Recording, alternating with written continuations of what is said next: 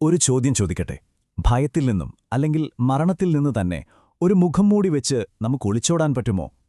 Edgar Allen പോയുടെ വളരെ പ്രശസ്തമായ the mask of the red death എന്ന കഥ നമ്മളോട് സംസാരിക്കുന്നത് ഇതിനെക്കുറിച്ചാണ്. അപ്പോൾ നമുക്ക് ആ ലോകത്തേക്കൊന്ന് പോയി നോക്കിയാലോ? ഇതൊരു വെറും ഹൊറർ സ്റ്റോറിയാണെന്ന് കരുതരുത്. അതിനപ്പുറം മനുഷ്യന്റെ അഹങ്കാരത്തെക്കുറിച്ചും അവസാനം നമ്മളെല്ലാം എത്ര നിസ്സഹായരാണെന്നും ഓർമ്മിപ്പിക്കുന്ന ഒരു ശക്തമായ രൂപകമാണ്, ഒരു അലഗറി. അപ്പോൾ നമുക്ക് ഈ കഥയുടെ ഉള്ളറകളിലേക്ക് ഒന്നിറങ്ങിച്ചെല്ലാം. കഥയിലേക്ക് കടക്കും മുൻപ് തന്നെ ആ മഹാമാരിയെക്കുറിച്ച് എഴുതിയതെന്താണെന്ന് നോക്കാം. കേൾക്കുമ്പോൾ തന്നെ ഒരു വിറയൽ വരുന്നില്ലേ? ആ കാലത്തെ ഭീകരാവസ്ഥ മനസ്സിലാക്കാൻ ഈ വാക്കുകൾ മാത്രം മതി. അപ്പോൾ ഈ കഥയുടെ കേന്ദ്രമെന്ന് പറയുന്നത് രണ്ട് ശക്തികൾ തമ്മിലുള്ളൊരു പോരാട്ടമാണ്. ഒരു വശത്ത് ആരെയും കൂസാതെ പടർന്നു പിടിക്കുന്ന അഭീകരമായ മഹാമാരി, മറുവശത്ത് അതിനെയൊക്കെ തനിക്ക് നിസ്സാരമായി തടയാൻ കഴിയുമെന്ന് വിശ്വസിക്കുന്ന പ്രോസ്പെറോ എന്ന അഹങ്കാരിയായ രാജകുമാരൻ. ഈ റെഡ് ഡെത്ത് എന്ന് പറയുന്നത് ഒരു സാധാരണ അസുഖമല്ല, അതൊരു മരണവിധിയായിരുന്നു എന്ന് തന്നെ പറയാം. കഠിനമായ വേദന, പെട്ടെന്നുള്ള തലകറക്കം, പിന്നെ ശരീരത്തിൽ നിന്ന് രക്തം വാർന്നുപോകാൻ തുടങ്ങും. ഇതിൻ്റെയൊക്കെ അവസാനം സംഭവിക്കാനെടുക്കുന്ന സമയം എത്രയാണെന്നോ? വെറും അരമണിക്കൂർ. ഒന്ന് ആലോചിച്ചു നോക്കൂ, ഇതിൽ നിന്ന് രക്ഷപ്പെടാൻ ശ്രമിക്കുന്നത് പോലും എത്ര വലിയ മണ്ടത്തരമായിരിക്കും. അപ്പോൾ നമ്മുടെ പ്രോസ്പെറോ രാജകുമാരൻ ഇതിനൊരു പരിഹാരം കണ്ടുപിടിച്ചു. എന്താണെന്നല്ലേ?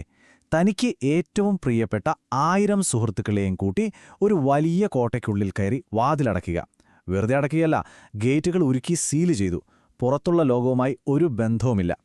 അദ്ദേഹത്തിന്റെ ചിന്ത എന്തായിരുന്നുവെന്നാൽ ഈ വലിയ മതിലുകൾക്കും തന്റെ സമ്പത്തിനും യാഥാർത്ഥ്യത്തെ, അതായത് മരണത്തെ, പുറത്തു നിർത്താൻ കഴിയുമെന്നായിരുന്നു.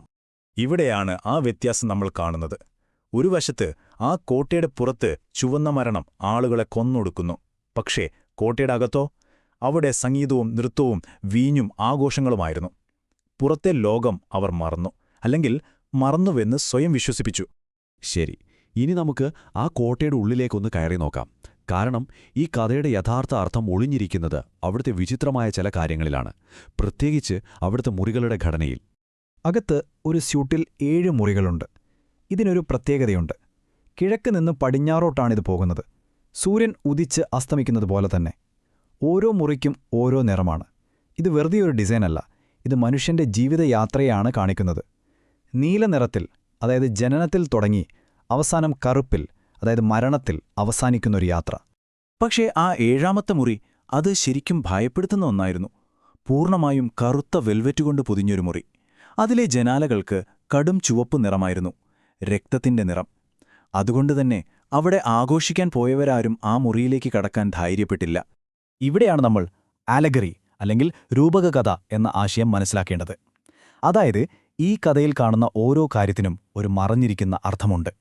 കഥാപാത്രങ്ങളും സംഭവങ്ങളുമെല്ലാം ചില വലിയ ആശയങ്ങളെയാണ് പ്രതിനിധീകരിക്കുന്നത്. അപ്പോൾ ഈ മുറികളും പ്രോസ്പെറോയും ഇനി വരാനിരിക്കുന്ന ആ അതിഥിയുമെല്ലാം വെറും കഥാപാത്രങ്ങളല്ല, അതിനപ്പുറം എന്തൊക്കെയോ ആണ്. ആ ഭയപ്പെടുത്തുന്ന കറുത്ത മുറിയുടെ ഉള്ളിൽ വലിയൊരു ക്ലോക്ക് ഉണ്ടായിരുന്നു. ഓരോ മണിക്കൂർ കൂടുമ്പോഴും അതിൽ നിന്നൊരു മുഴക്കം കേൾക്കും. ആ ശബ്ദം കേൾക്കുമ്പോൾ ആഘോഷങ്ങളെല്ലാം ഒരു നിമിഷത്തേക്ക് നിലയ്ക്കും. എല്ലാവരും നിശബ്ദരാകും. അത് സമയം കടന്നുപോകുന്നതിന്റെ ഒരു ഓർമ്മപ്പെടുത്തലായിരുന്നു. അങ്ങനെ ആഘോഷങ്ങൾ പൊടിപൊടിക്കുകയാണ്. എല്ലാവരും ആ മായാലോകത്ത് സന്തോഷത്തിലാണ്.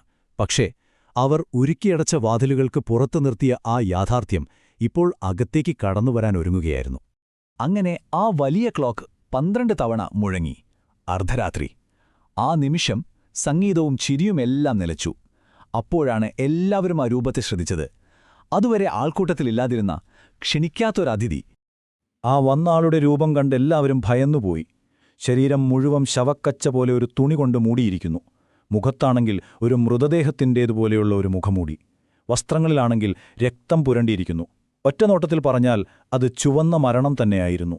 അവരെന്തിനെയാണോ പേടിച്ചൊളിച്ചിരുന്നത്, അതുതന്നെ അവരുടെ മുന്നിൽ ഒരു പരിഹാസരൂപേണ വന്നു നിന്നു.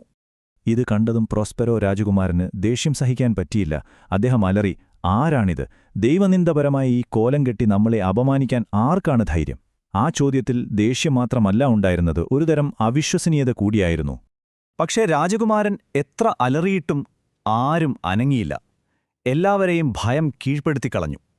ഇതോടെ പ്രോസ്പെറോയുടെ ആ മായാലോകത്തിന്റെ, ആ ആഘോഷങ്ങളുടെയെല്ലാം അവസാനം കുറിക്കപ്പെടുകയായിരുന്നു.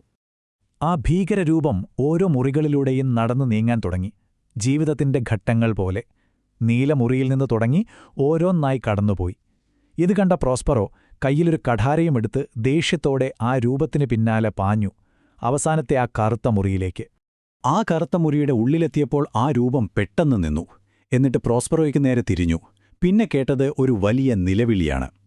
പ്രോസ്പെറോ രാജകുമാരൻ നിലത്ത് മരിച്ചു വീണു. അതെ, സമ്പത്തും അധികാരവും ഉപയോഗിച്ച് മരണത്തെ തോൽപ്പിക്കാമെന്ന് വിചാരിച്ച ആ അഹങ്കാരം അവിടെ അവസാനിച്ചു. രാജകുമാരൻ വീണത് കണ്ട് ബാക്കിയുള്ളവർ ധൈര്യം സംഭരിച്ച ആ രൂപത്തെ പിടികൂടാനായി ഓടിയെടുത്തു.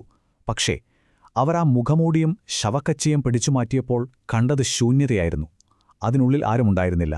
അതൊരു വ്യക്തിയായിരുന്നില്ല, അത് ചുവന്ന മരണം തന്നെയായിരുന്നു. അതോടെ ഓരോരുത്തരായി ആ മുറികളിൽ മരിച്ചു വീഴാൻ തുടങ്ങി. കഥ അവസാനിക്കുന്നതിങ്ങനെയാണ്.